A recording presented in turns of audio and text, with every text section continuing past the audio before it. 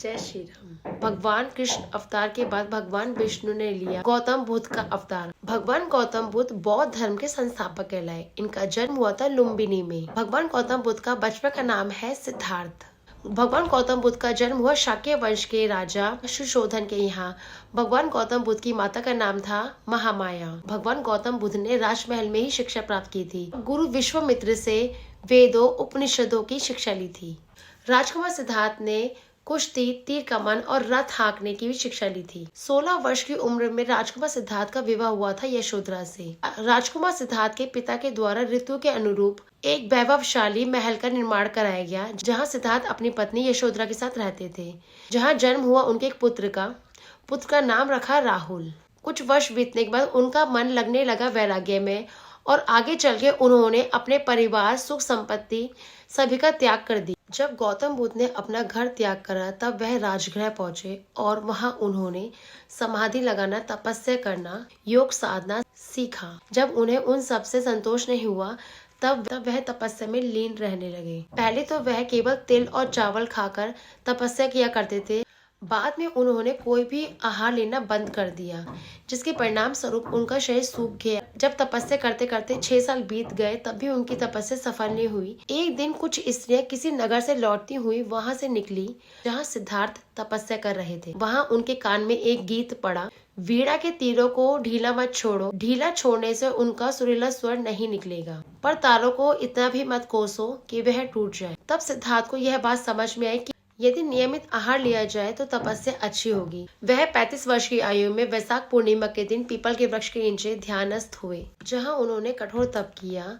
पास के गांव से एक सुजाता नाम की लड़की, वह सोने के थाल में गाय के दूध से बनी खीर लेकर वहां पहुंची। सिद्धार्थ वहां बैठ के ध्यान कर रहे थे। उन्हें लगा जैसे वृक्ष देवता ही मानो पूजा कर रहे हो, तो वह खीर उन्हें अर्पित की और कहा, जैसे मेरी मनोकामना पूरी हुई उसी तरह आपकी भी मनोकामना पूरी हो। भेंट करी हुई खीर को सिद्धार्थ ने खाई और उसी रात को ध्यान लगाने पर सिद्धार्थ की साधना सफल हुई। उन्हें सच्चा बोध हुआ और वह तभी सिद्धार्थ से बौद्ध कहलाए। जिस पीपल के वृक्ष के नीचे सिद्धार्थ को बोध का ज्ञान हुआ वह बोधि वृक्ष कहलाया, जो कि बिहार के गया में स्थित है, जिसे कहा जाता है बोध गया। तब वह सिद्धार्थ गौतम से बन गए भगवान बुद्ध।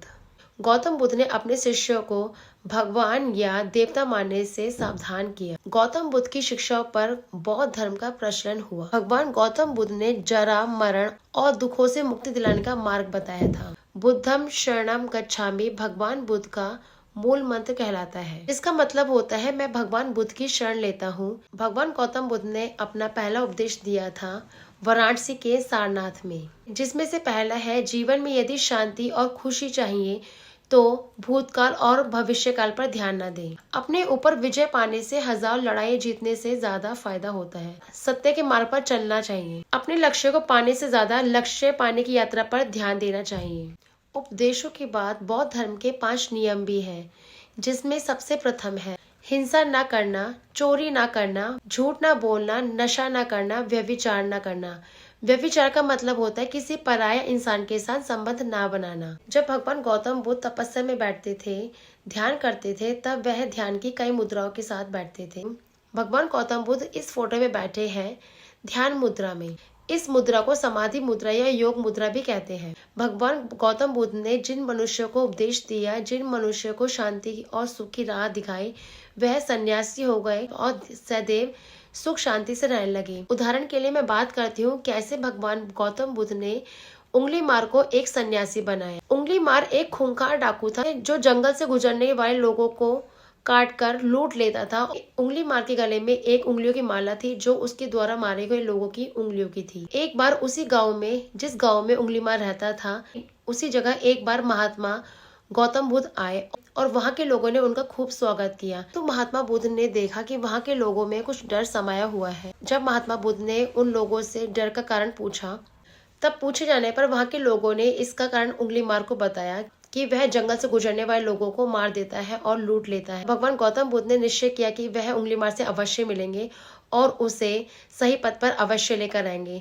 जब भगवान गौतम बुद्ध वहां पहुंचे तब उंगली मारने का, वहीं रुक जाओ वरना मैं तुम्हें मार दूंगा। जैसे ही महात्मा बुद्ध ने पीछे मुड़ के देखा तो सामने एक खूंखार काला व्यक्ति खड़ा था।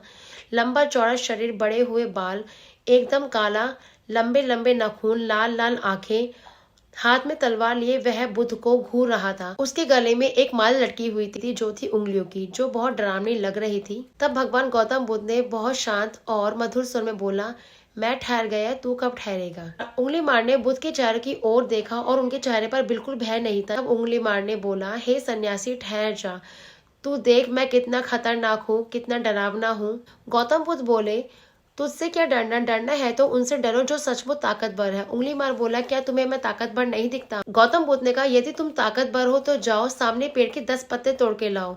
उंगली मार जैसे 10 पत्ते तोड़कर लाया, तब भगवान गौतम बुद्ध ने कहा, अब जाओ इन पत्तों को दोबारा जोड़कर आओ उसी पेड़ से। तब उंगली मार ने कहा, जब पत्ते टूट चुके हैं वो वापस कैसे जोड़ेंगे। जिन पेड़ों के पत्तों को तुम जोड़ नहीं सकते, तब किसने तुम्हें अधिकार दिया मनुष्यों के गले काटने का। यदि तुम एक आदमी का सर जोड़ नहीं सकते तो काटने में क्या बहादुरी है।